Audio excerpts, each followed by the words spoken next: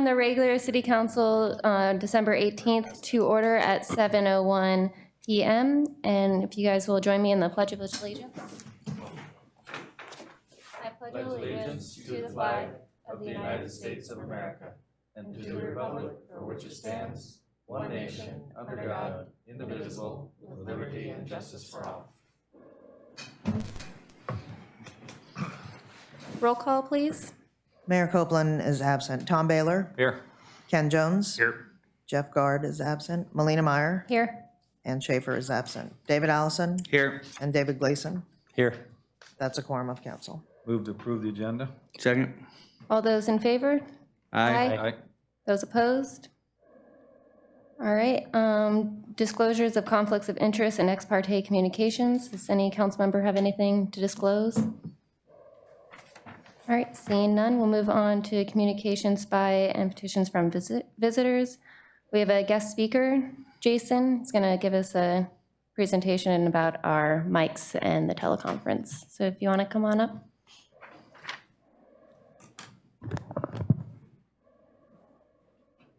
Thanks for having me.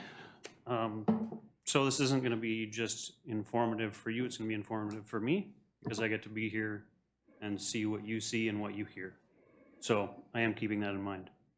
I'll start by saying the mics are a little hot right now, and that's because we did some changes, and it's going to boost the teleconference. I did have Leif work with me on that, as well as Dimensional Audio. They're the ones that set up the equipment. And we did notice a big difference. So hopefully you all will as well.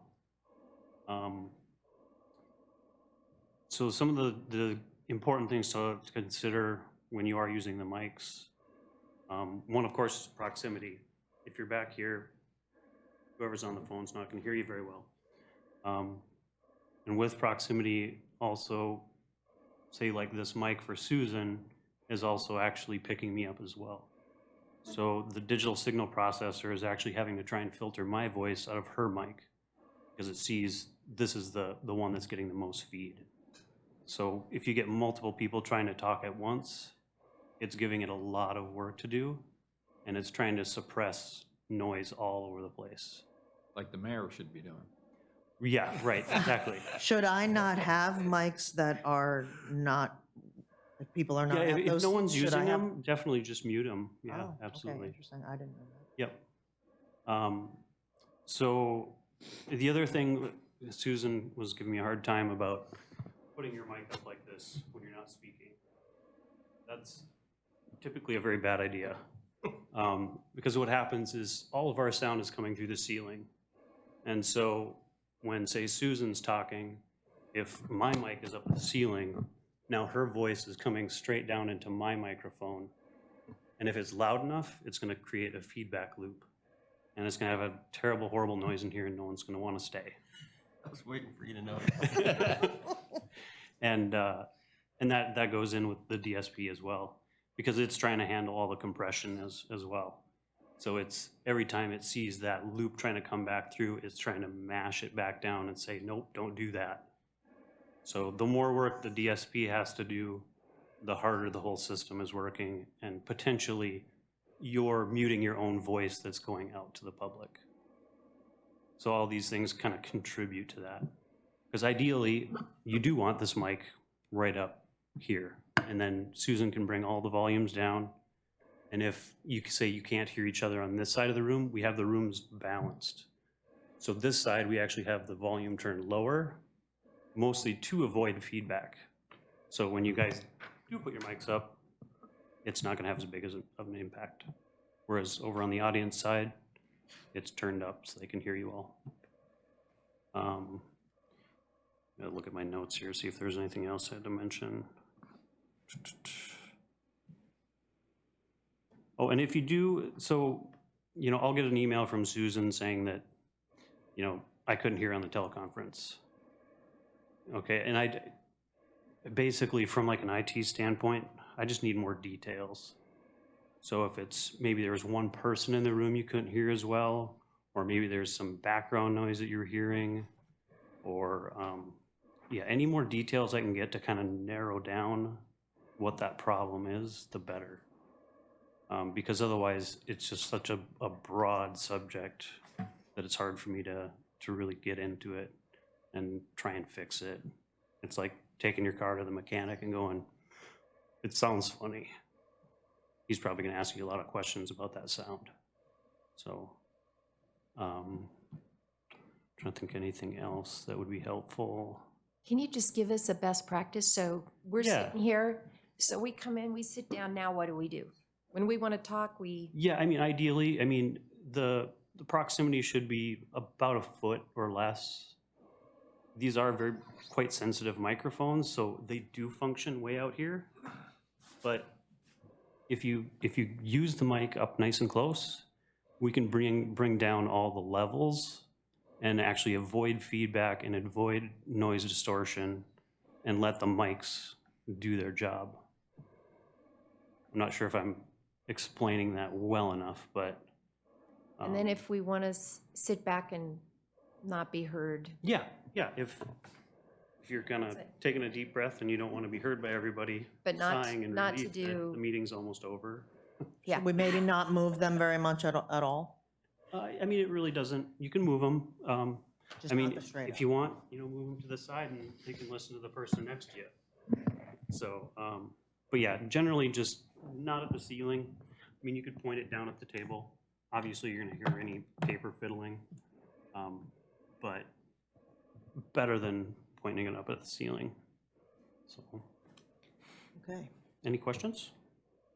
No, suggestion. Yeah, What if you went into the other room and dialed into this meeting and see what? I'd like to they do thought? that, actually. Yeah, I was gonna suggest it. So, You want me to open the mic, the yeah, teleconference? yeah, if you could. But you gotta get off for executive session. I'll just stay on for a minute or two. Yeah, because if I called in right now, I'd potentially create a feedback loop. So I'll go into the other room and call in and let you continue your meeting. I'll just put myself on mute. So, thank you for your time. Thank you, Jason. Great, thank you. Happy holidays. You too. Thanks, Jason.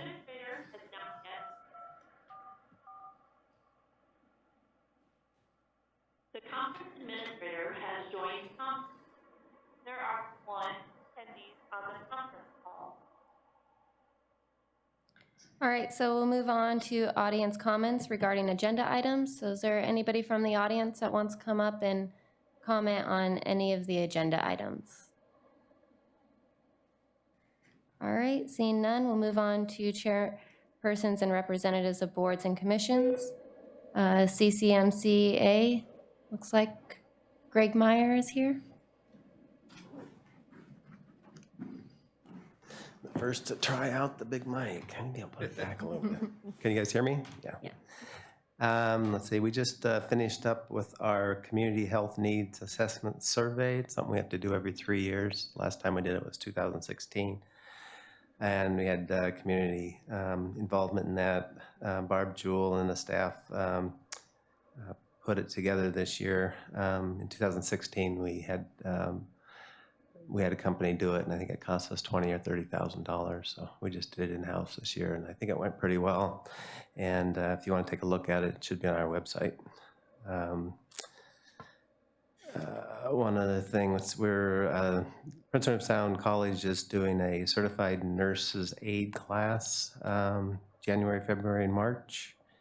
And if you want to participate, you have to register prior to January 8th. And it's 3 days a week, Tuesday, Thursday, and Saturday.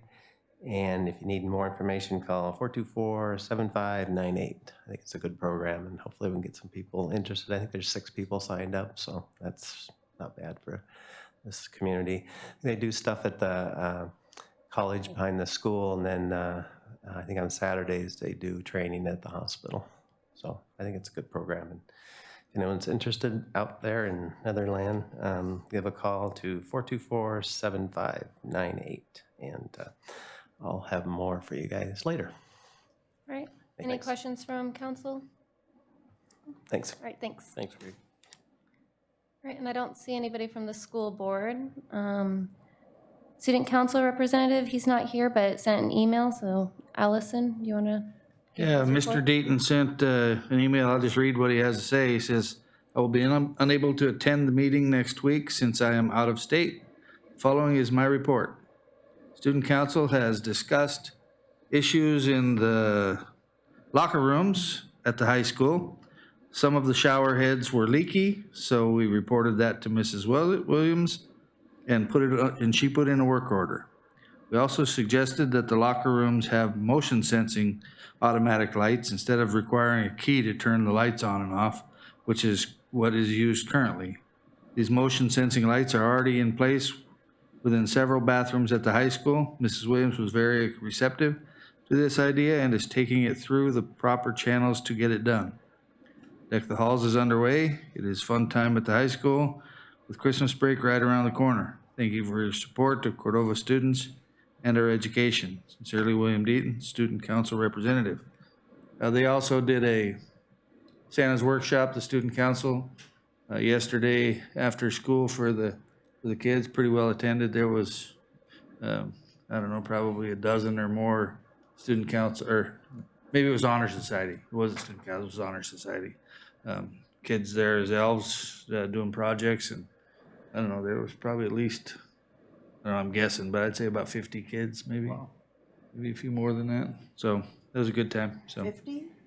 I think it was 50. 50, wow. Yeah, they had maybe seven or eight stations, different projects that the kids could do. And there was, a table with 8 or so chairs around each one, so.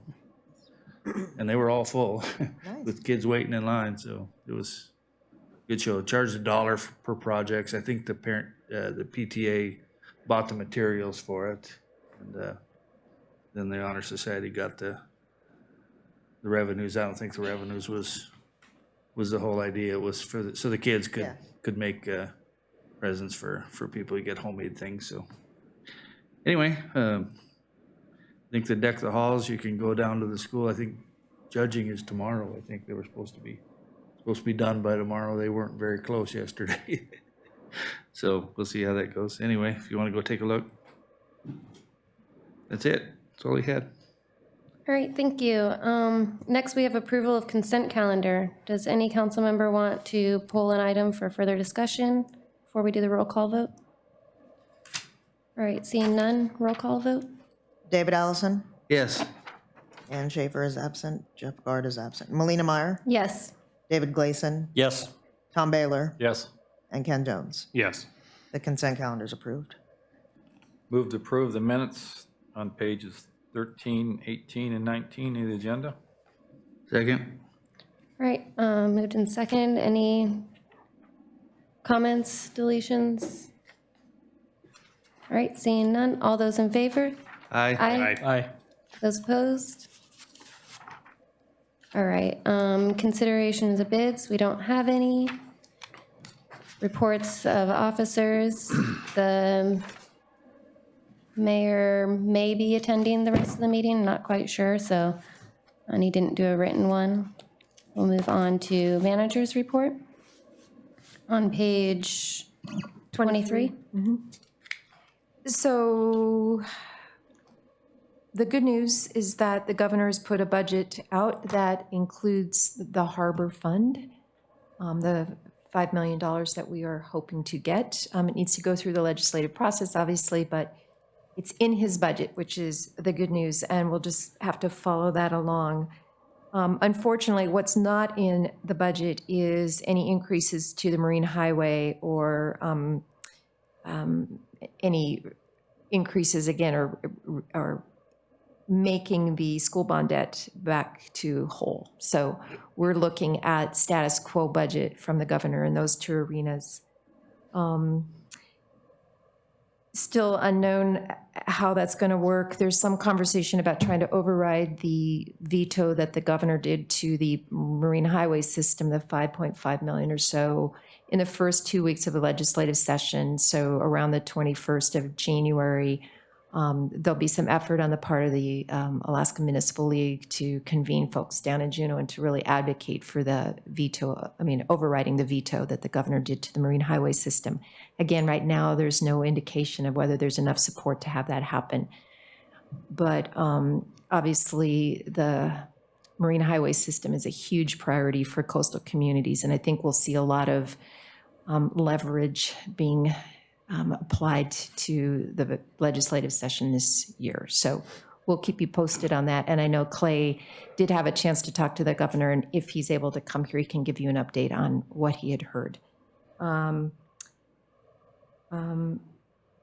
Just some other basic updates. Secure Rural Schools, it is progressing in Congress. They're looking at forward funding, 2-year funding for that. And at this point, there's no opposition, and it is appearing to be a no-brainer in what's going to happen. So that would be wonderful to at least have the assurances that we'll get 2 years of funding rather than just 1 year and have to wait and wonder from year to year. So that's the goal, is 2-year funding for that program from now on. And I'll keep you posted on that. And HERS CCMC, we did clean that up. Didn't cost the full 1.3 million that we thought it was going to, which is good news. And the balance that we didn't expend remained in our permanent fund, so it was never removed. And then finally, we did get a little brokerage fee refund. It's every little bit counts, $2,500 or so from Fiji's and Associates. So that's where we are. And then when we get into the budget session, if you would pull this page out and put it to the side with the property tax, sales tax year-to-date, that was information you had requested at the last meeting, and I'm just providing this update, and it will maybe give you some reassurance about where we are on the revenue sides. That's it for me. Okay, any Councilmember Baylor? Yeah, so what's left in the amount that we allocated for the PERS, where does that money go to? It stayed, it never was removed from the permanent fund, so we only took out what was needed to satisfy the obligation. So that It money stays. could not be spent without another 7 vote? Right. I mean, the obligation that you guys agreed to satisfy was the PERS liability, and that number came in lower, so that's all we're using those funds for. So the rest of it is still in the permanent fund and will not be expended. Any other council members have any questions or comments? All right, seeing none, we'll move on to the city clerk's report. Page 25. I have a written report, and I just had questions. I'd like each of you to email me with, at first I was kind of looking for Christmas and holiday schedules, but maybe January and February too, because we have possibly some training in the first few months of the year, and I'd like to just make sure everybody's around. So whenever you get a chance, just shoot me an email with your January, February schedule, if possible. And otherwise, I can answer questions. All right, seeing none, move on to correspondence. We have 2 correspondence letters in our packets. Any comments? Councilmember Allison? I just have a question, I guess. If somebody emails us, like in these, like Kate McLaughlin's letter, if they're asking a question, do those ever get answered, or do we need to direct them to be answered here? Or something? She just had a question about whether or not we're allowing marijuana sales now. That's been since January of last year, or was it the year before? I don't know. I remember. It's been a while. I don't know if typically does anybody reply to these at all, or do we? I think we, in general, try to be responsive. I can't speak to this one in particular, but yeah, if someone asks a question, we respond. Yeah. Okay, yeah, somebody could check that and just. Yeah, sure. Letter. I'd say that I didn't realize there was a question in there, but I usually forward these straight to you, so if any of you, Well, I don't think it's Oh, I didn't proper get it. for me to reply to it until we come here. I mean, I can sure, and I certainly guess, willing to reply to her, but I think people that send us letters deserve a response if there's a question involved. yeah, I usually reply and say, this didn't make this packet, it's going in the next one. Maybe she could just reply to her and let her know what the. I know, I should have, and I'm sorry, I did not in this case, but she did reply to me, thanks for telling me. So she could have reminded me, oh, answer the question, I just have She might forgotten. not, it might Sure. have been a. I can do it.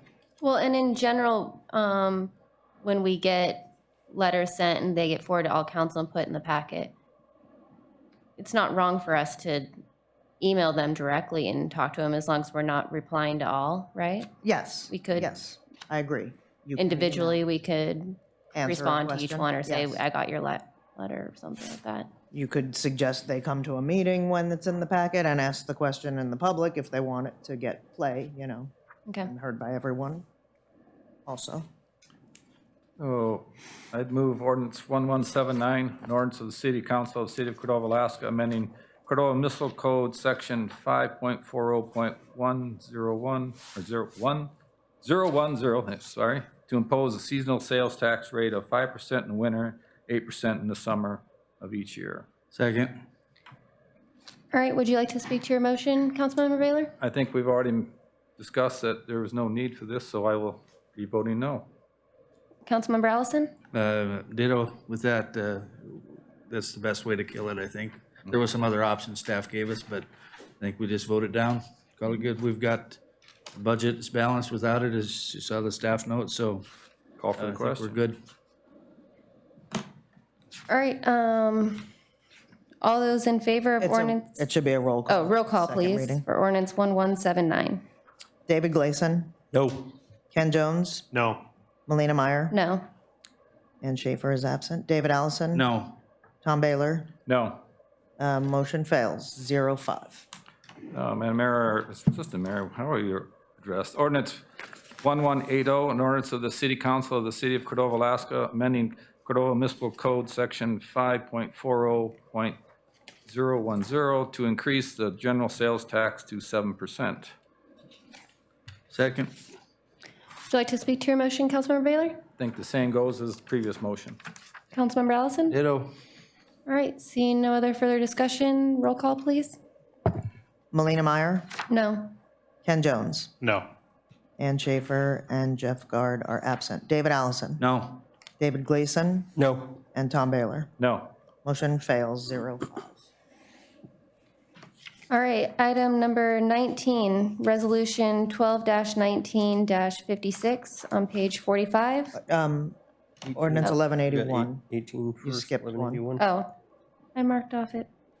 My bad. Ordinance 1181 on page 40.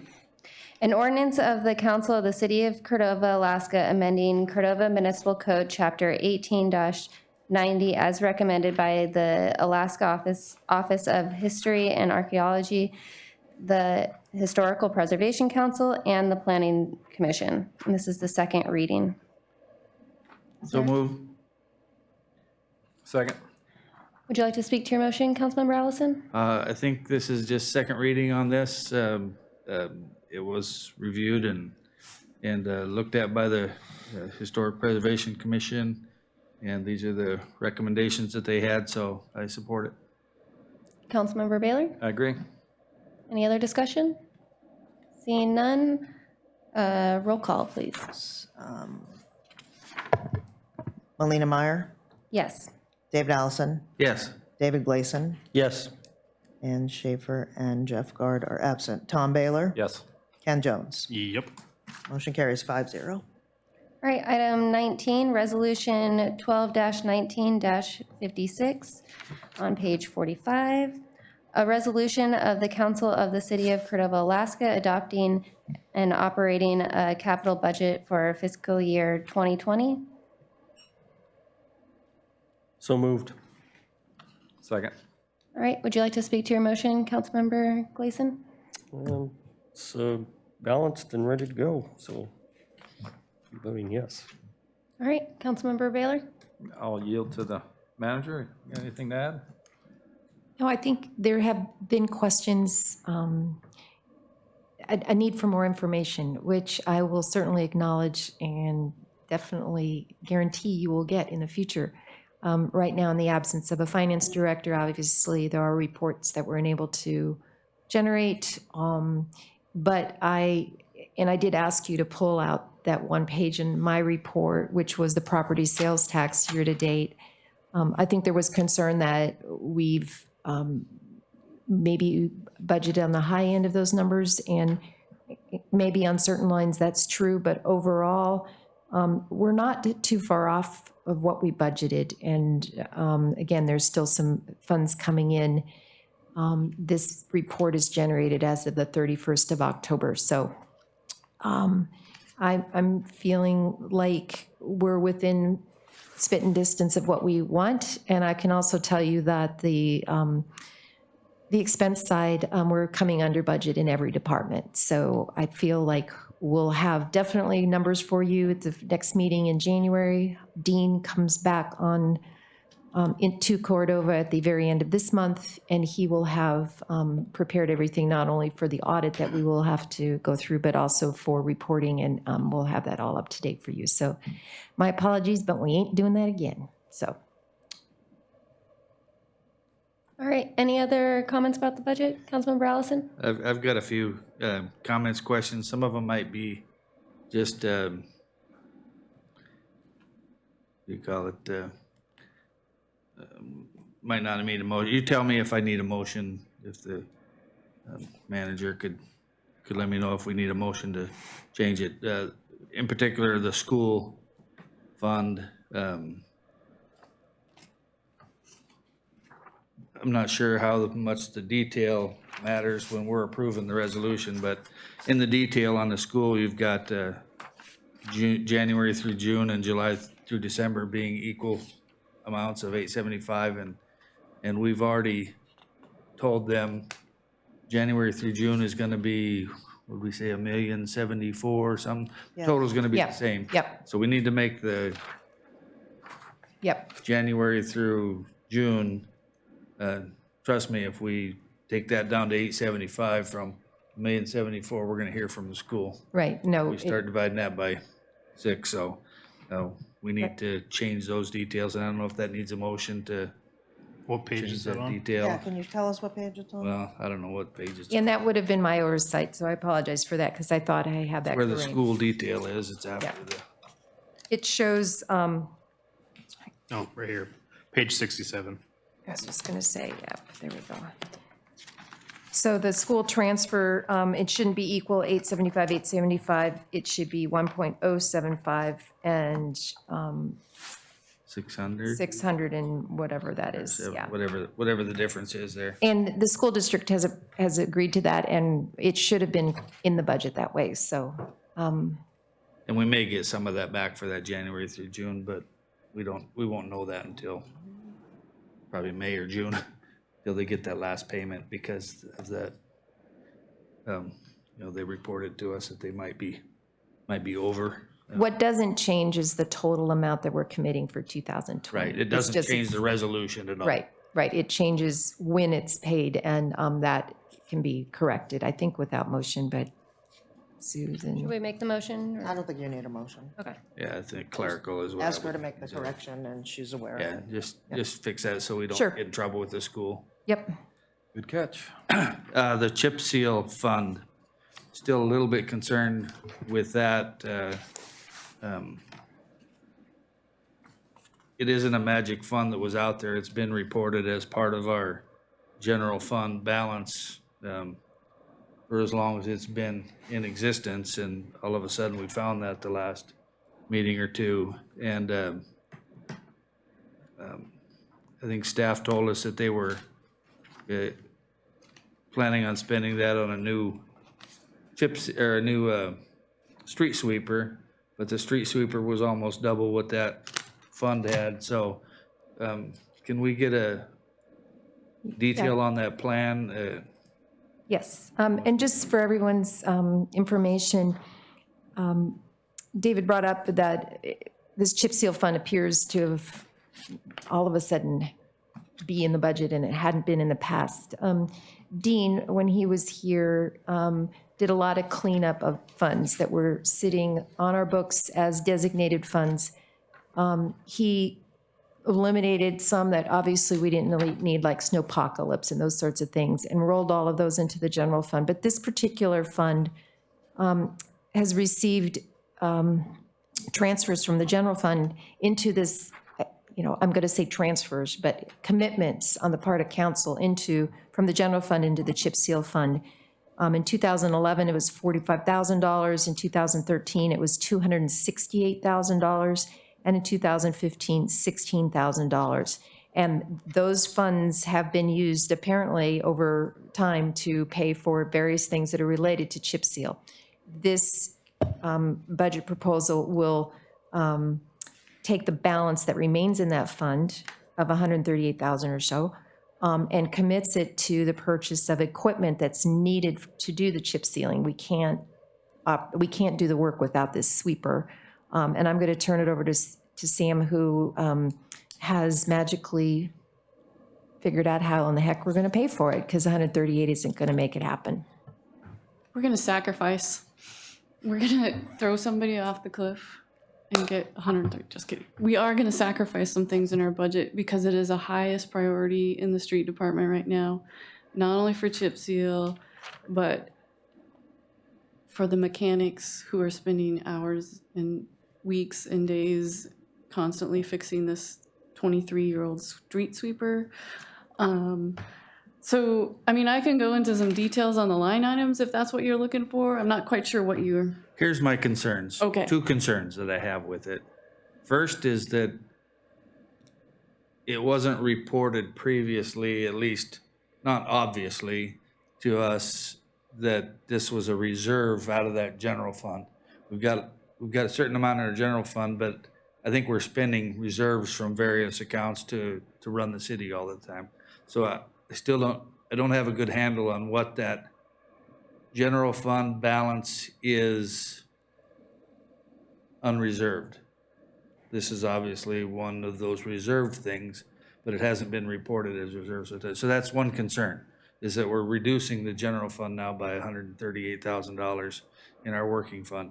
My second concern is that you're gonna sacrifice something that in June, we see you back here again asking for this because we really need this, but we already spent the money on a street sweeper, so now we really need to buy. That's just my concern. So I'm Okay. just here to tell you, I'll support it tonight. I'm here to tell you, if you come back in 6 months asking for something that you cut because of that, I'm gonna say no. okay. And I can't answer your first question. I don't understand the finance side of it. I knew you couldn't answer that one. It's That's just, lame, but yeah, but that's what I'm after here, Got it. Say you're gonna sacrifice a truck, yep. and then in June you come back and say, we really need a truck. I'm gonna say, drive the street sweeper around town. Councilmember Baylor? I just want to comment on the street sweeper. That was brought up at the last meeting. And I immediately, in my mind, said, no, let's just rebuild the old one. But I think I learned from my first term, I kept my mouth shut and I went over and talked to some experts. I feel experts, John Bannon, Wilson Construction. And I said, John, what do you think about this, buying? He gave me 10 reasons why you need to buy a new street sweeper. He said, that thing is so obsolete, it's old technology. The brushes are falling apart, it's too expensive to repair, on and on and on. So, Rebuilt 4 times. yeah, so it's time. It's 22 to 25 years old. 23 years old, 1997. Yeah, so again, I left here thinking, oh, and then care. I asked a few questions, and so I would support it. The other thing I'd like to point out too is just a kind of an attaboy for the guys down at City Shop. If you look on page 62 under heating oil City Shop, they have $2,300. I doubt if they'll use that much. They've got that used oil burner just cooking down there. They've got it tuned in, and they're spending money on, I think Bill said like an hour a week or hour a day, I guess it is, to just drain some things off, and then a few hours here and there, and then I think they rebuild the blowers every couple of years. But anyway, that's an outstanding job because they're saving us $20,000 to $30,000 in fuel costs. So they took the initiative and ran with it. So just a shout out to them, that helps a lot on our budget, so appreciate that. City And Councilor. I want to have Sam speak also to a recent incident. Yesterday, we had a water line break at the school, and having good equipment allows us to do the work, so, I mean. Right, so there was I believe it was the main, it was a 6-inch line. It could have been the fire line. I haven't had a chance to catch up with Joel because we also have another leak that he's trying to work with.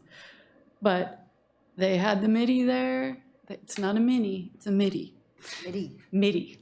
That's what we're gonna name it. Excavator, right. Mini excavator that we just recently purchased, and he was ecstatic. The text I got from him was that we did this job in a half the amount of time it would have took. It worked perfectly. We weren't scared that we were going to drop something on somebody's head because the hydraulics are weak, and it was amazing. And we were able to do it in-house, you know, through with the water department there. They got the Band-Aid on it. It's covered. It's done. And it was, I don't know how we got so lucky, but luckily the water was going in right into a storm drain. The storm drain was here, the leak was here, because it would have been a mess up there. 6-inch line.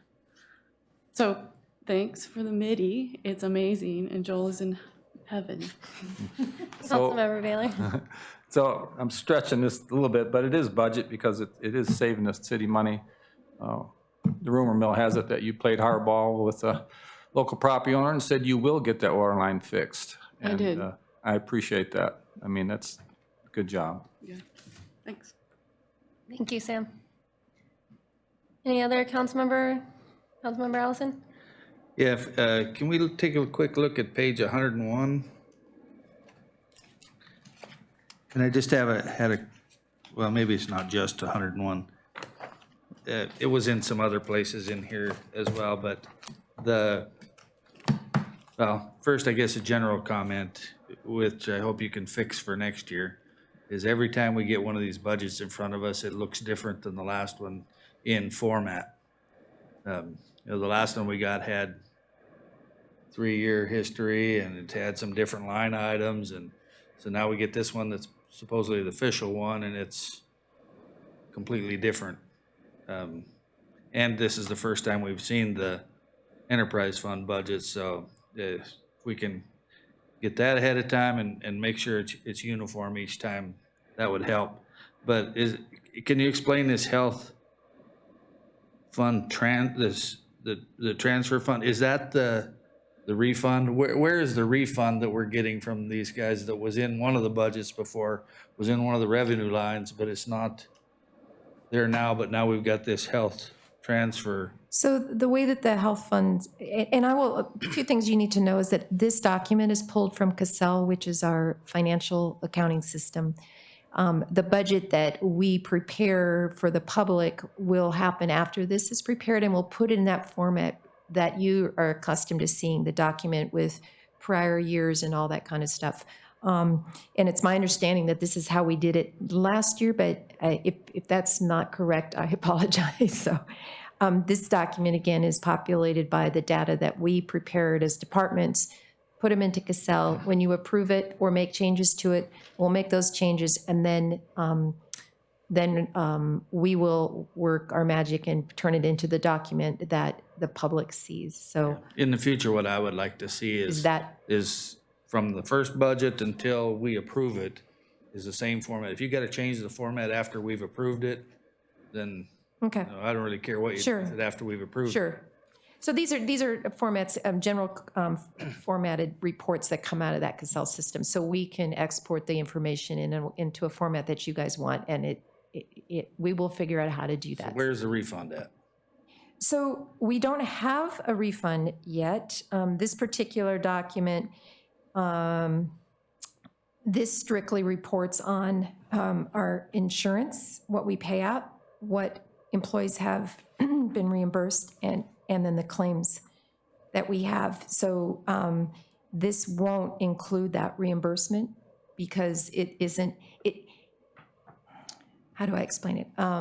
I guess my point is that at the last time we sat here, we had a balanced budget. Right. With the. So it's on the revenue That side? as a revenue side thing. Right, it won't show up here because this is the expense side of things, so let me just go back and double check and make sure. I think it's on the, okay, hold on. It's gonna show up on the revenue side, and I'll need to just figure out where it is. So if you guys want to go ahead and proceed, and I'll find it, and then I'll get back. Okay. Hold on. We got I don't know time. if there's any, yeah, I don't know if there's. Or anything Yeah, else we no, can no, all it's look fine. at. I just, am sitting here looking at this with blurry eyes going. Page "Where?" 50, 50? Okay, thank you. interfund transfers in, Yeah, transfer from health fund 810. Yeah, but that's not the refund Oh, that you're we're looking expecting for to the get. refund. I feel like I saw it recently. I am clueless at the moment, so let me keep looking. You can continue your conversations and I will find it. Anyway, as long as it's It's here. there. It's The here. other question I had, which, not really that big a deal, it's just the way this Cassell is spitting things out, but toward the end, we get into all these funds that have the budget and the unexpended. Look at page 92 to on from there, maybe before that even, but there's all these funds. Are those balances in funds? So the budget is what you should look at. The unexpended, the way that Cassell works is that you budget a certain amount, and at this point, everything is showing the budgeted amount is being unexpended. As the year progresses, at the end of January, there might be a number that comes out of that. So the year-to-date actual number will start filling in. The budget will remain the same, and the unexpended will change. Yeah. So at this yeah. point, this is a zero budget. We have no Well, expenses. that's not what I'm asking. Oh, okay, sorry. Really, are any of these balances that are in funds? No, Because, like for the example, the E911 fund, we don't, that's not part of our budget at all, yet it's part of this document with the balance that's in that. and again, it gets back to the bookkeeping and Cassell and how it has to be entered. So there is no fund balances listed on this document.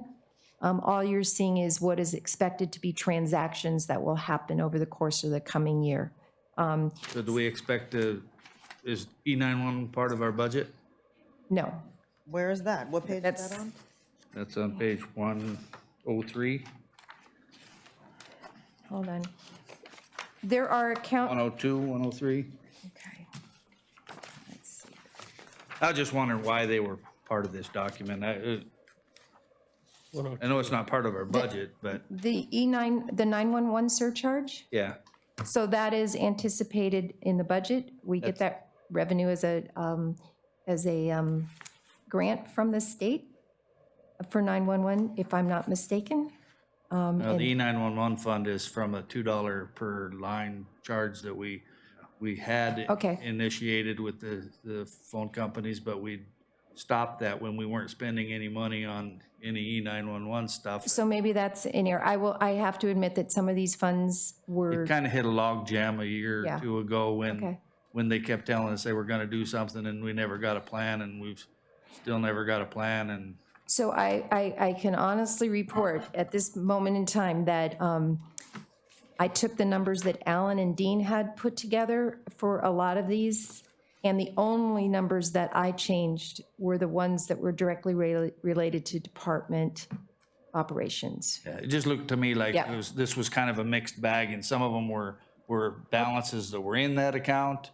I'll and check on that. Not part of the budget, and some of them were actually part of the budget. So at the next council meeting, Dean will be in the room, and he can answer any and all of these questions. Yeah, I just want to be sure we're not spending. yeah. I just want to make Totally sure get we're it. not spending 75,000 on E911 and not knowing about it, Right. because it's not part of what we discussed so far, but it is part of what we've got in front of us today. Okay. I got a note, so we'll have an answer at the next council We have meeting. discussed it over the years, so I do wonder if that was the intent, to actually do the first part of the project, remember? It wasn't part of our budget discussions yet. No, I don't, This year. I agree, I agree. Yep, I'll get that. So apologies for not being more informed on some of these, but we will be. It's okay. I mean, you don't need to apologize for any of it. It's,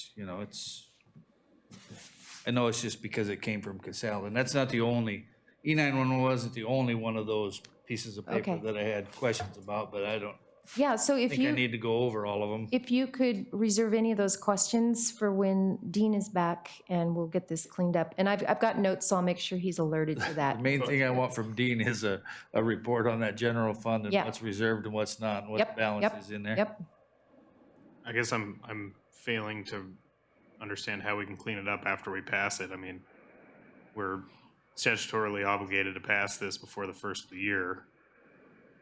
And the next meeting is gonna be after the first of the year, so we can't really wait for some of these answers. right. I would say that if you're reasonably comfortable with the general obligation on the part of the income and expense sides on the various departments, as well as the enterprise funds, we can pass the budget.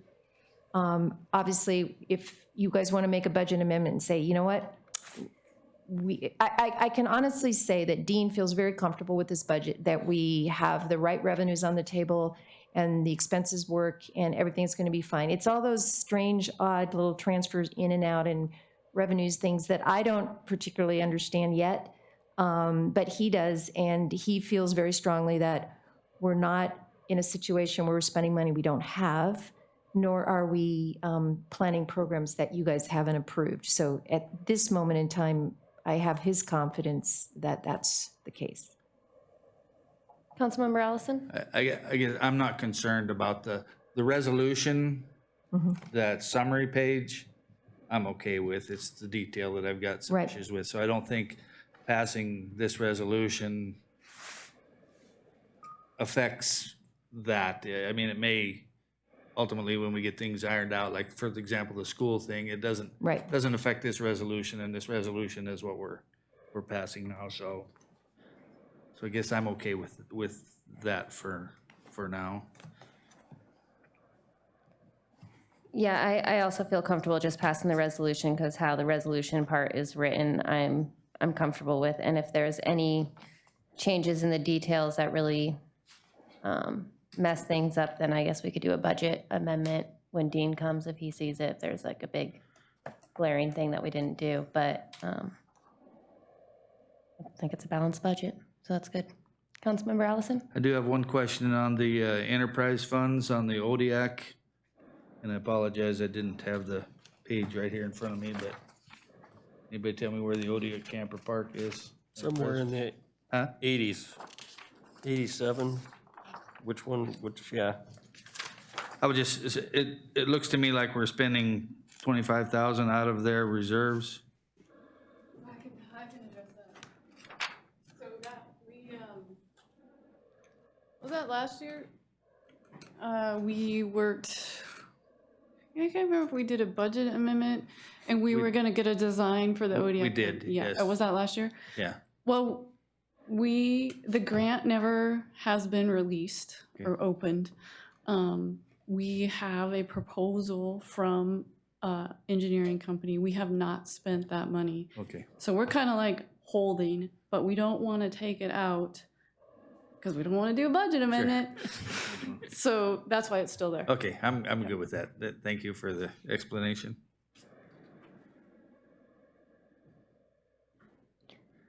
Any other council members' comments on the budget questions? Councilmember Baylor? I guess that,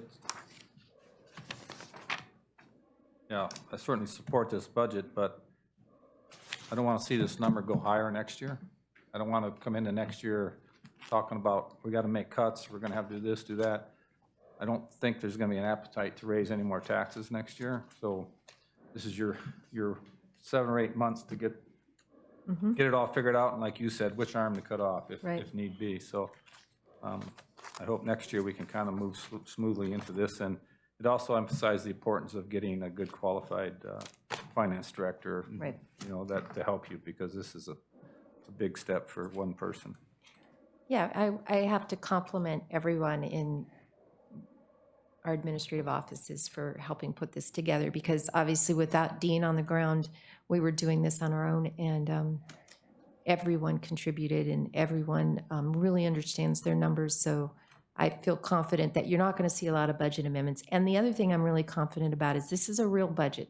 This isn't one where it's like, oh, we got to, make this look the same as it always does, but we really need this because of this or that or the other thing. So I'm going to say that this is a budget that's realistic, that will cover our expenses, and our goal is to make sure we end year end with saving some money on this. So we won't be saving money because we didn't do necessary services, and we're not going to be looking bad because we spent more than we said we were going to. So hopefully we're going to be in a position where at the end of the year we can celebrate some cost savings and efficiencies and revenue that's realistic. So go from there. And all those grants you're going to bring in. Oh, yeah.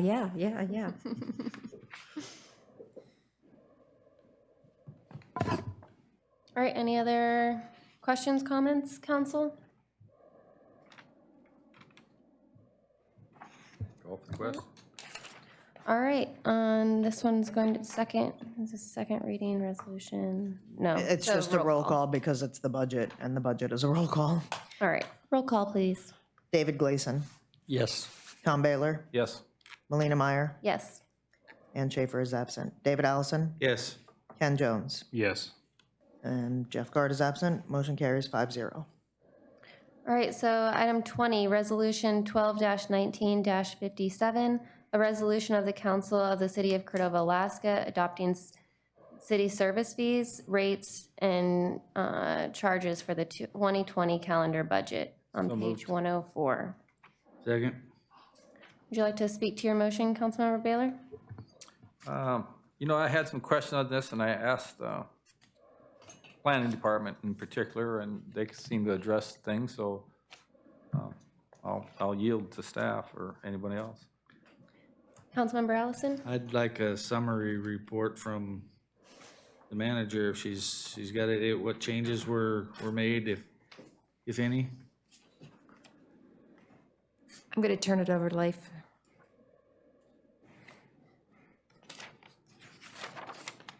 Well, as it relates to the planning department, we raised our building permit fees 100, 200%, so we doubled them, basically.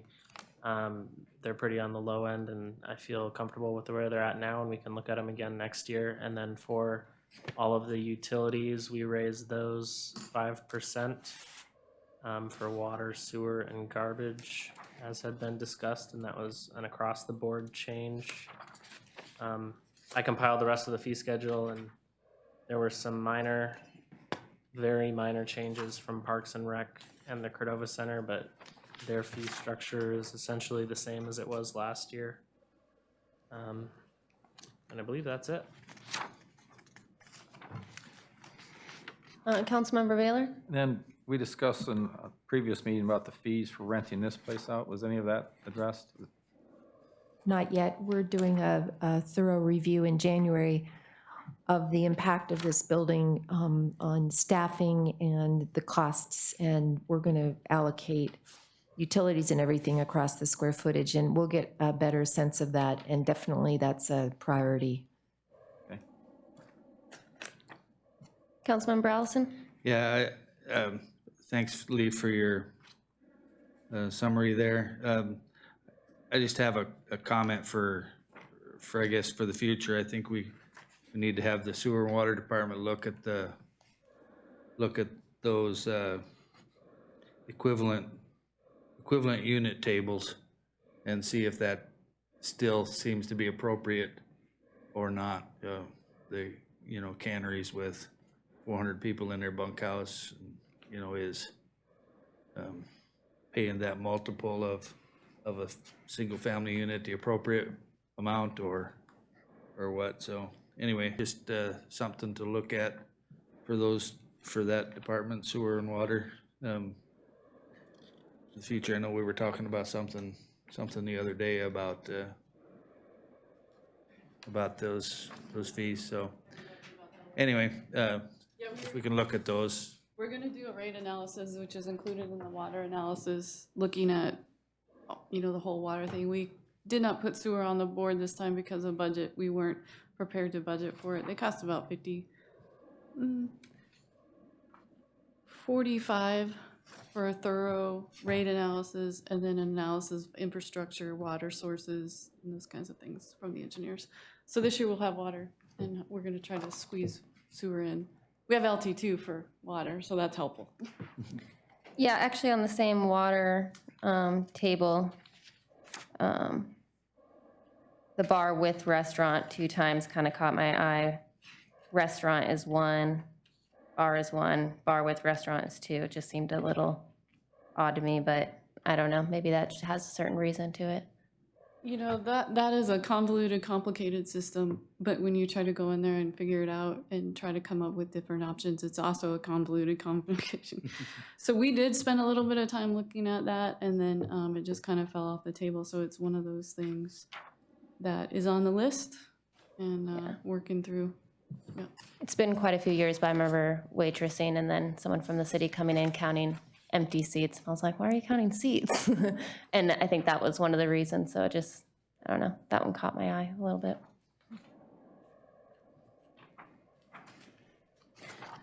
Any other questions, comments on the fee schedule? I guess one thing, did anything change in the harbor? Was there going to be a increase? 5%. And labor. Then Mr. Baylor wanted an increase on the ramp fee, so we raised that too. Don't. No joking aside, you really probably should ought to look at if that's We did. a reasonable fee or not, because it's pretty darn cheap. Yeah.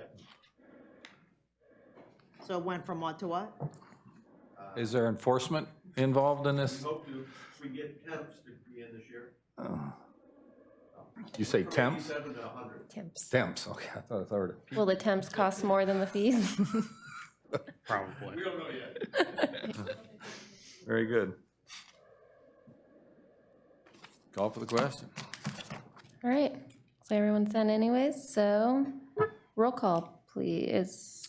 Melina Meyer, Yes. Ken Jones, Yes. Ann Schaefer is absent, David Gleason, Yes. David Allison, Yes, Jeff Gard is absent, Tom Baylor. Yes.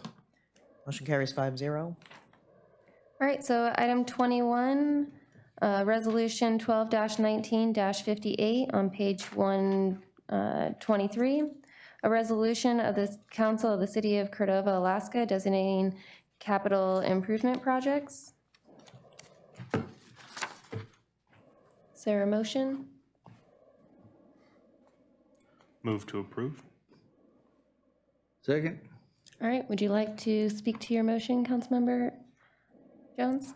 I think this looks pretty good. We did some extensive work on this earlier this year, reorganizing the list, and I don't know if anybody else has anything they want to add or move around, but I think it looks pretty in line with what our priorities are, what the community priorities were in the comprehensive plan, I think are reflected in our capital improvement project priorities. Councilmember Allison? I don't have anything other than that.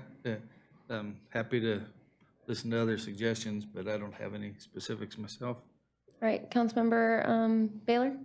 Yeah, and it's the, you don't have to give it to us now, but on the number 2, upgrade community water supply, I know there was a study being paid for by some of the LT2 funds, some options, so I look forward to that in the near future. I think that's something that we should probably pay attention to with the lack of snowpack and where we're going to be next year. Councilmember Jones? I guess I just have a question for staff through the chair, particularly for Leif. Would that be okay? Yeah, go ahead. If Leif is willing to come on up.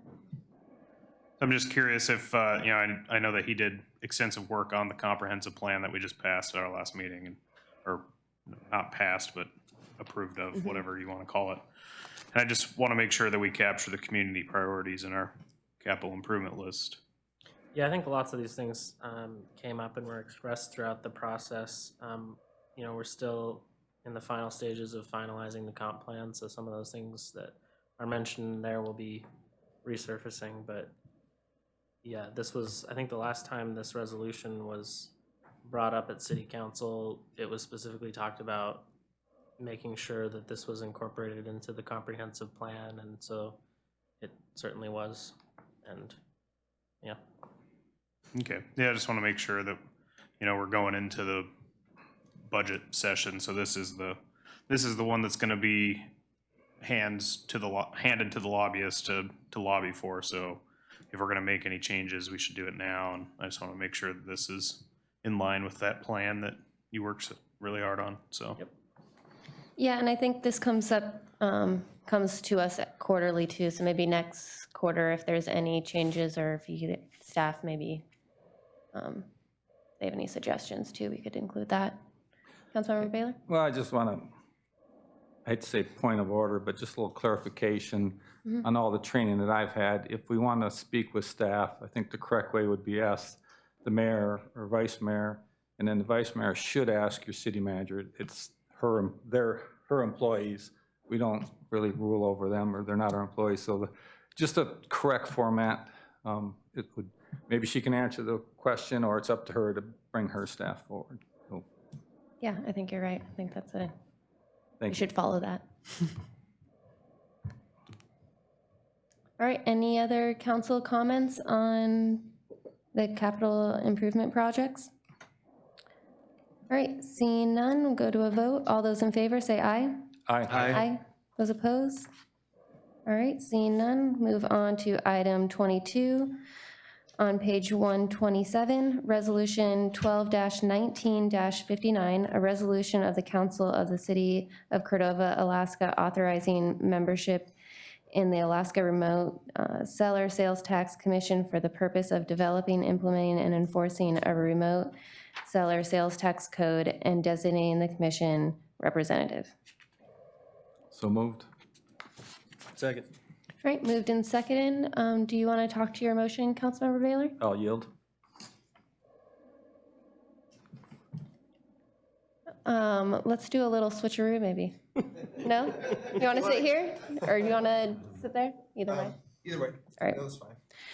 Well, we're just on the last resolution, so. Councilmember Gleason, do you want to speak to your motion, or the second? Seems like a pretty good idea to me to be involved in that if we're collecting sales tax off just everything online. So I'd be in favor for this. Councilmember Joan or Allison? Yeah, I mean, I still don't like the idea of internet sales taxes, but at the same time, if these places are going to be collecting it, we might as well be getting our share for the sales that come from our community. So for that reason, I'll support this. Allison? I guess my only question would be what the costs are to us. It doesn't, this doesn't necessarily say that, but it authorizes the manager to negotiate, execute, and submit, so, is that spending money too, or? This municipal, municipal league entity will have a fee structure, and they will charge on their end before releasing the funds back to us. So there is a cost, but it will be significantly less than if we tried to do it on our own. And that fee structure is still being established. They're seeking membership, so at any point we can join or not join, but this resolution is needed to even get our foot in the door, so. So they'll just take a percentage of what they're Right, taking? right. Yeah, that was just my only concern as well, is what the fee was going to be for them.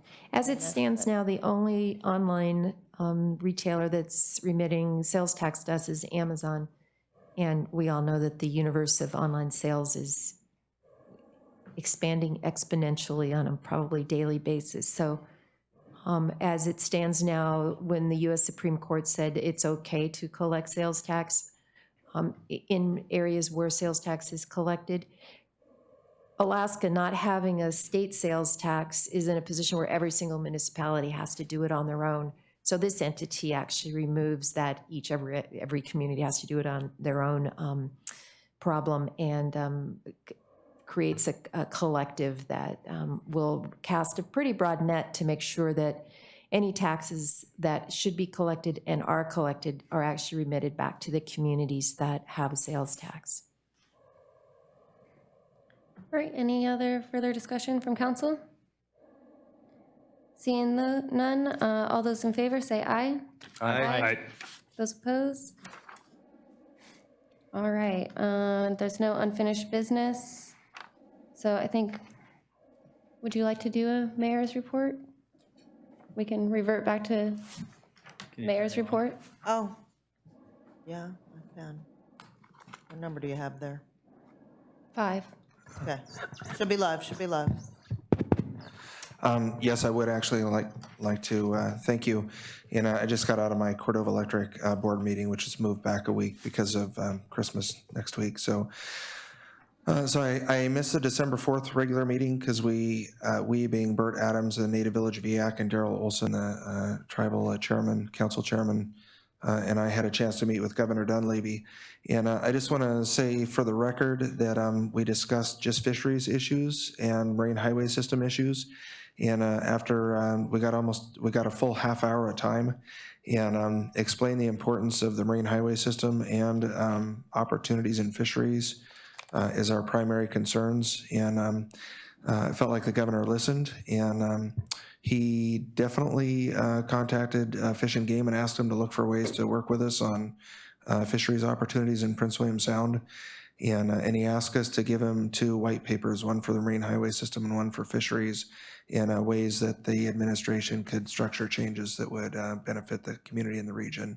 So in the backdrop of the recall effort and Cordova's frustrations, I just want to be clear for the record that I feel like we're having a conversation with the governor's office, and I think it's my job as mayor to try to work collaboratively with the administration for the community's benefit. So we have had a couple of Fisheries Development Committee meetings and met with Fish and Game, and I think we're in uncharted waters in terms of the department working with our Fisheries Development Committee and looking at new opportunities in Prince William Sound. And I'd say that it's entirely likely that we'll see a test fishery in the northern and Hinchinbrook districts for Tanner crab and for golden king crab this season. And I think that's a huge win for the region. And I think a sea cucumber assessment for sure will happen this spring, and pretty likely that we'll have a commercial fishery by the following year. And then we will also get the commissioners permit Tanner crab openers for the eastern and western districts. So that's all positive news, and I was really, yeah. So that's mostly what I wanted to share, and that's where I've been spending a lot of my time. So I'd be glad to answer any questions if there are any. When are we going to get the white paper to the governor's office for the? So we've actually been doing a lot of work along the lines of the white paper for fisheries. We're dividing and conquering the Native Village VIAC. John Whistle has a representative on the Fisheries Development Board. He's working on the white paper for the fisheries, and I'm working on the white paper for the marine highway system, and hoping to have that out within the next few days. Really, it's going to be a pretty high level as the main recommendations. One, select a vessel that's suitable for the region, put it there and keep it there, and then drive the routes and the schedules and the fares from the bottom up, in other words, the stakeholders, and then set up a consistency in the management and governance so that those things stay in place. And then we'll give them some details on some things, cooperative marketing and things that have worked in the past.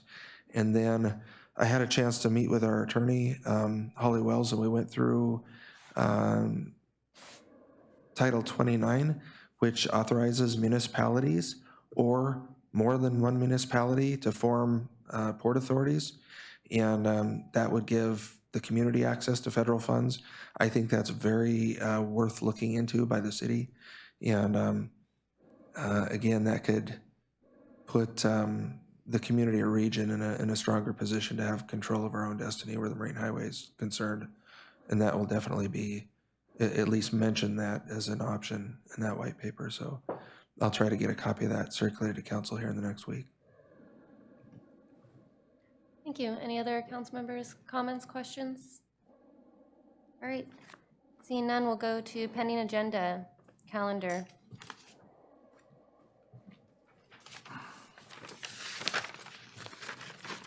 Councilmember Baylor?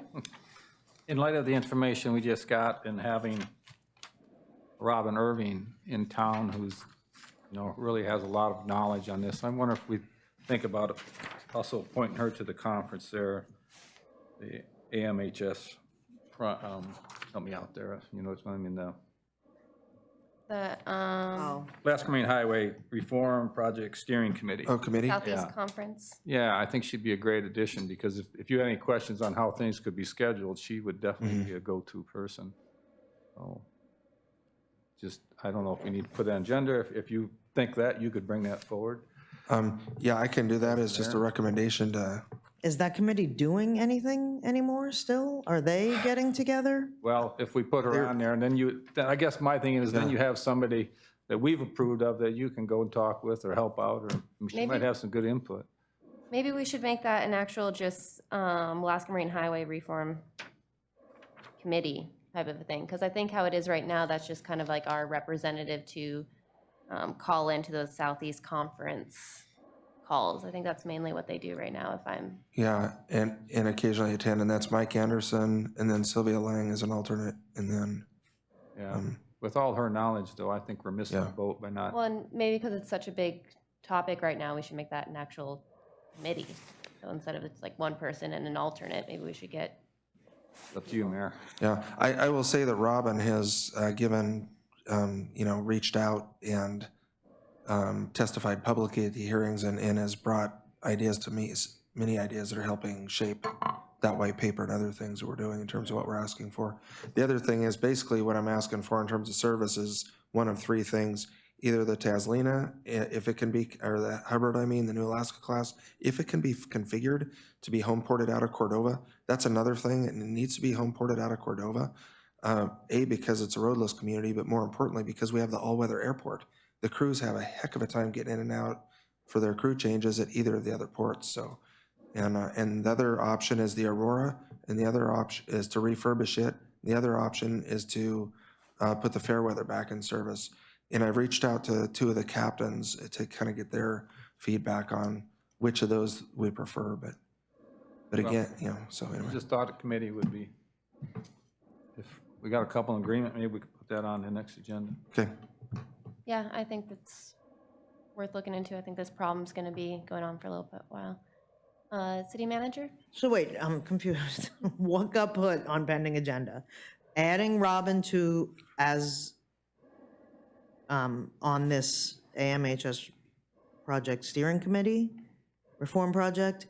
Or are we creating a regional ferry committee? so there's a Southeast Conference Marine Highway System Reform Committee. Yeah. That is still an active committee, and right now Mike Anderson and Sylvia are appointees, and council can add one to that if you like, as a designee or an alternate.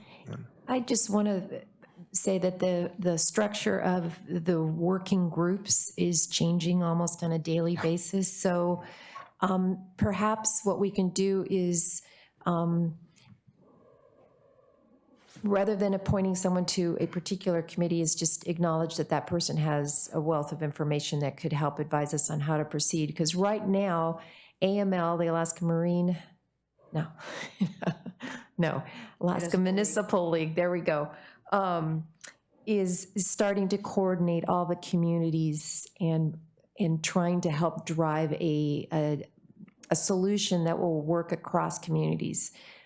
There was concern raised at the AML meeting that we need to work together, not apart, and that there were different groups, working groups, that were pursuing agendas. And so AML is in a position where it's trying to coordinate and bring everyone together with a unified voice in Juneau. Just found out that there has been a group, Friends of the Alaska Marine Highway. We were all asked to join it, but we just found out it's funded by the union the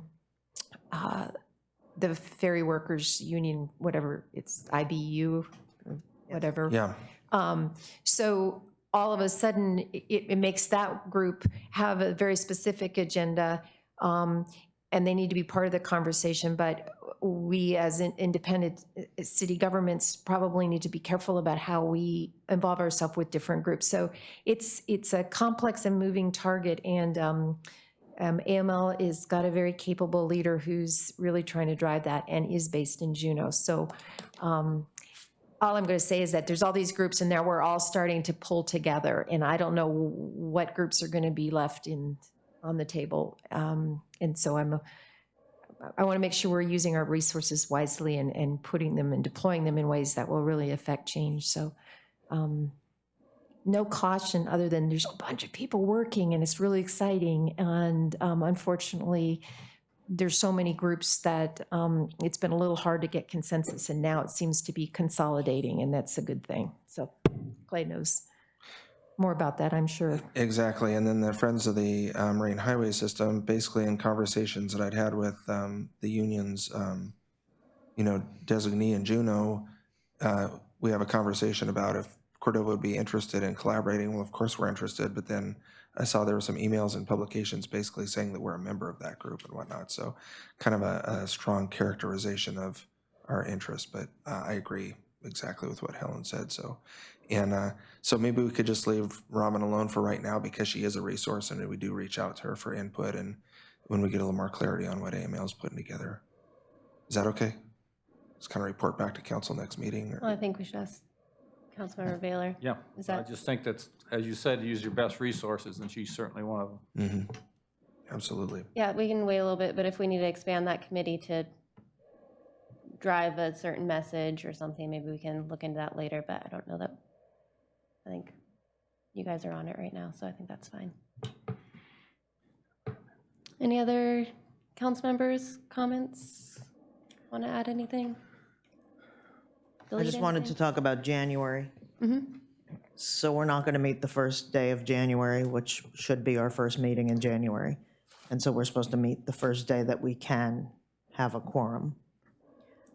Can everybody have a quorum on January 15th at the regular date of our regular second meeting? And staff can have a special in that second week of January if something comes up that needs action? Does that work for everyone? 'Cause Helen and I are That both works. gone that first week, so pushing it to the 8th would be, yeah, and a lot of other people are still too. So does that work for everyone 15th? I can be available on the 15th, but I'm gone until the 14th. before that? So So we're gonna do the 15th for sure and have a special that first, or that second week of January if something pops up that needs council action. On the Okay? 8th, special if needed. Yes. Okay. Does that work? Mhm. Okay, sounds good. All right, we'll move to council comments. If there's nothing else. Or audience. Anybody from the audience? Nope. Okay. Council comments. Councilmember Baylor. Oh, you can start with me. Yeah, well, out at the White Shed Road, we had a kind of a bad accident here recently, and a couple local Cordovians, Alex and Danny, so keep them in your prayers and thoughts. They're not doing well. They need your support. And then to staff and the community, Merry Christmas and Happy New Year. Councilmember Gleason. I'd echo those comments. Councilmember Allison. Yeah, thanks staff, Helen and the rest of the staff that worked on the budget. It's good to have that done. Look forward to the final document. And yeah, Merry Christmas and Happy New Year to everybody. Enjoy your holidays. Be safe. Safe travels. Councilmember Jones. no comment. All right, I'm going to echo all those other comments. Thanks everyone for coming, and see you in 2020. See you next All right, decade. see you next year. Yeah, see you next decade. Oh, we have one other item, executive session. Council discussion and review of CCMCA liabilities and potential consequences arising from granting or denying financial assistance to CCMC to satisfy such liabilities, subject to which is matter of the immediate knowledge of which would